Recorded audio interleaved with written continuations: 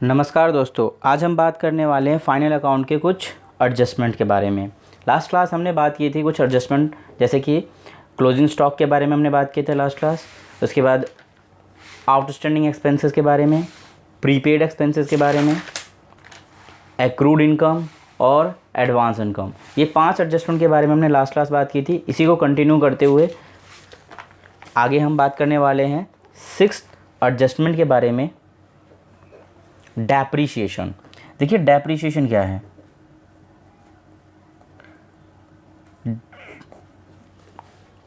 बहुत इंपॉर्टेंट चीज़ है depreciation. Depreciation किसी भी फिक्स्ड टेंजिबल एसेट्स की वैल्यू अगर डाउन होती है तो उसे डेप्रीशिएशन कहते हैं। जैसे कि आज मैंने मोबाइल 50,000 का ख़रीदा, तो जाहिर सी बात है कि अगर मैं उसे कुछ समय बाद बेचूंगा तो 50,000 का नहीं बिकेगा। ऐसे ही मैंने कोई भी व्हीकल ख़रीदा, गाड़ी ख़रीदी, कोई भी आइटम मैंने ख़रीदा, ये क्या है, डेप्रीशिएबल है। ये सारी चीज़ें डेप्रीशिएट हो जाती है, इसकी वैल्यू गिर जाती है, ध्यान रहे, ठीक है ना। तो डेप्रीशिएशन का मतलब होता है fall in the value of fixed tangible assets, ठीक है ना। किसी भी फिक्स टेंजिबल एसेट्स की वैल्यू अगर गिरती है, कम हो जाती है, इसे सिंपल वर्ड में डेप्रीशिएशन कहते हैं। तो डेप्रीशिएशन का एडजस्टमेंट में क्या रोल है, इसके ऊपर ही हम आज बात करने वाले हैं। आज का टॉपिक हमारा यही होने वाला है। तो डेप्रीशिएशन में सबसे पहले हमारे पास केस नंबर, कुछ केसेस में इसे डिवाइड कर लेते हैं। केस नंबर फर्स्ट ले लेते हैं कि ट्रायल बैलेंस के अंदर मशीन गिवन है 2 लाख रुपीज़ का और एडजस्टमेंट गिवन है depreciation at the rate 10% on machine. Depreciation बोला हुआ है मशीन पे 10% का लगा हुआ है। पर एनम भी दिया हो सकता है, नॉर्मली दिया होगा पर एनम। तो सॉल्यूशन क्या करेंगे, इसे सबसे पहले प्रॉफिट एंड लॉस अकाउंट में जाएंगे। प्रॉफिट एंड लॉस अकाउंट में 2 डेप्रीशिएशन ऑन मशीन, 2 लाख का 10% 20,000 रुपीज़, ठीक है ना। 2 लाख का 10% 20,000 रुपीज़ हमारा आने वाला है। इसके बाद जाएंगे बैलेंस शीट में। एक जगह रिकॉर्ड हुआ, दूसरी जगह रिकॉर्ड होगा। मैंने आपको पहले बताया था कि जितने भी एडजस्टमेंट है वो कम से कम 2 जगह रिकॉर्ड होंगे ही। तो दूसरी जगह बैलेंस शीट में जाएंगे।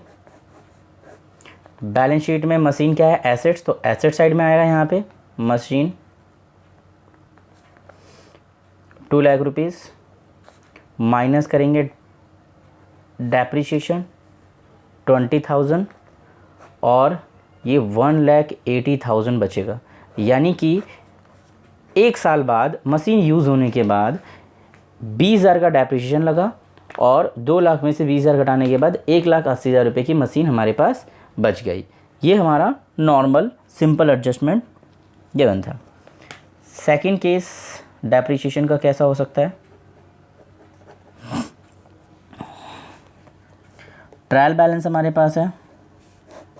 इन्फॉर्मेशन का क्या है, पहले इन्फॉर्मेशन के बारे में देखते हैं।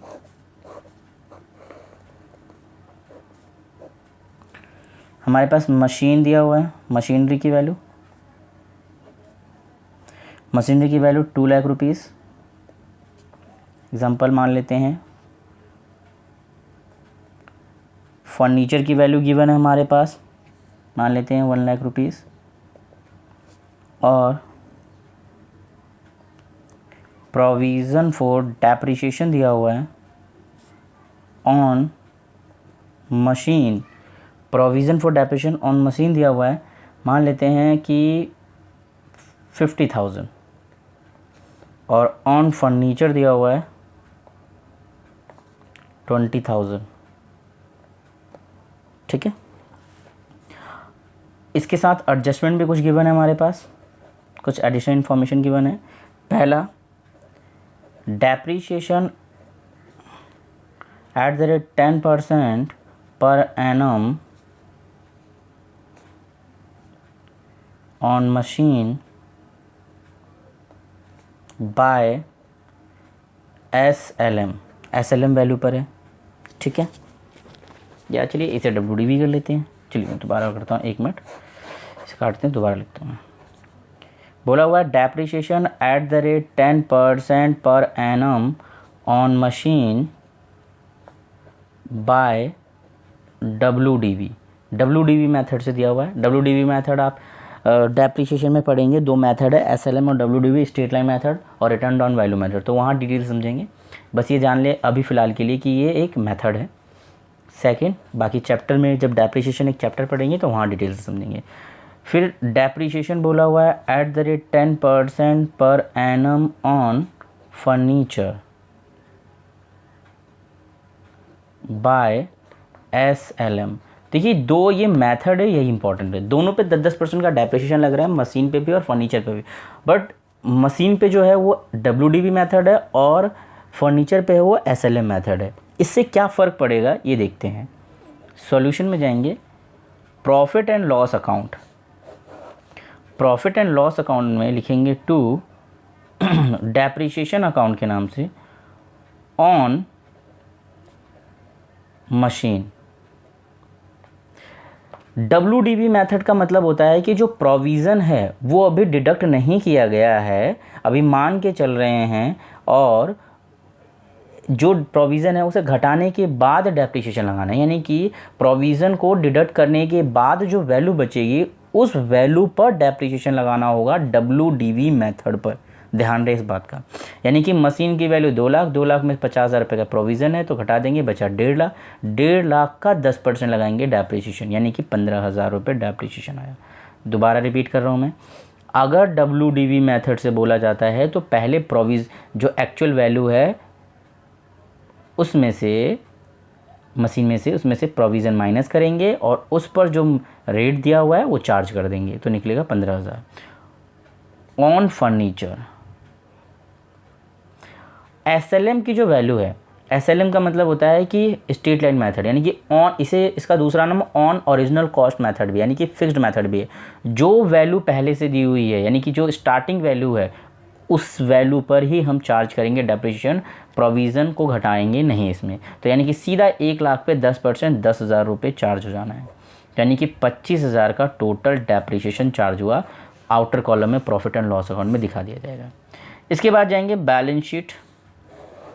बैलेंस शीट में नॉर्मल हमारे पास मशीनरी एसेट साइड में लिखते हैं, मशीनरी की वैल्यू 2 लाख रुपए है, इसमें से माइनस करेंगे प्रोविज़न फॉर डेप्रिसिएशन के नाम से, ध्यान रहे प्रोविज़न फॉर डेप्रिसिएशन के नाम से 2 लाख में से 50,000 का ये प्रोविज़न, 2 लाख में से 50,000 का ये प्रोविज़न और 15,000 का ये, तो 50 और 15 65,000, यानी कि 65,000 रुपये माइनस करेंगे तो 1,35,000 रुपये ये बच रहा है हमारा।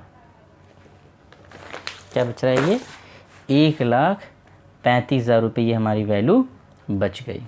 इसके बाद फर्नीचर पे आते हैं। फर्नीचर की वैल्यू कितनी थी? फर्नीचर की वैल्यू 1 लाख रुपये थी। इस पे प्रोविज़न कितना था? 20,000 और 10,000 का आया, तो 30,000 का प्रोविज़न फॉर डेप्रिसिएशन इस पे 30,000 का करेंगे और 70,000 इसकी वैल्यू आ गई। ठीक है ना, 70,000 इसकी वैल्यू होगी। बस फ़र्क इतना है कि WDV में जब depreciation profit and loss account में चार्ज करेंगे तो प्रोविज़न को घटाकर फिर जो वैल्यू बचेगी उस पर रेट चार्ज करेंगे, और SLM में एग्जैक्ट जो मेन वैल्यू है उसी पे चार्ज कर देंगे।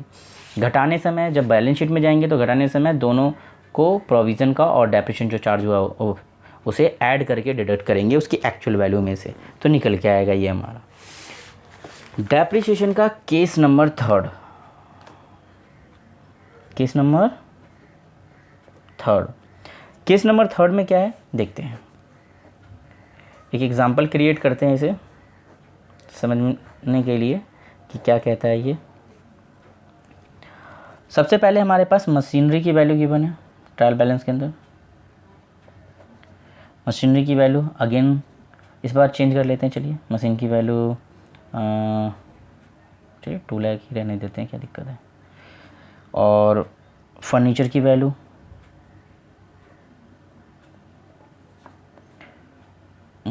इस बार 3 लाख कर देते हैं। उसके बाद हमारे पास एक मान लेते हैं कि प्रोविज़न फॉर डेप्रिसिएशन दिया हुआ है,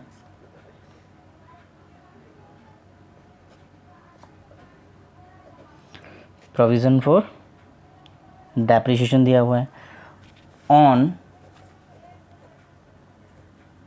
मशीन, ध्यान रहे प्रोविज़न फॉर डेप्रिसिएशन जो दिया हुआ है वो मशीन पे दिया हुआ है सिर्फ 20,000 रुपये का, ठीक है। और कुछ इन्फॉर्मेशन गिवन हो सकती है, मान लेते हैं कि दिया हुआ है डेप्रिसिएशन अकाउंट के नाम से ऑन मशीन 8,000 और ऑन फर्नीचर 15,000, ठीक है ना। ये हमारे पास वैल्यू दी हुई है।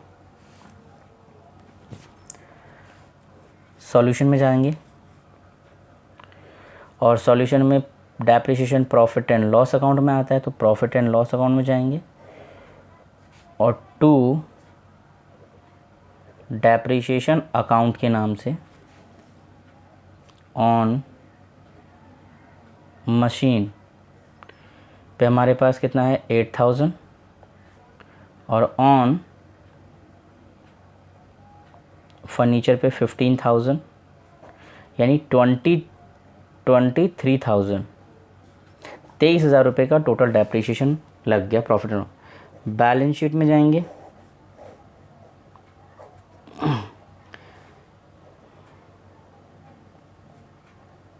मशीन हमारे पास 2 लाख रुपए की है,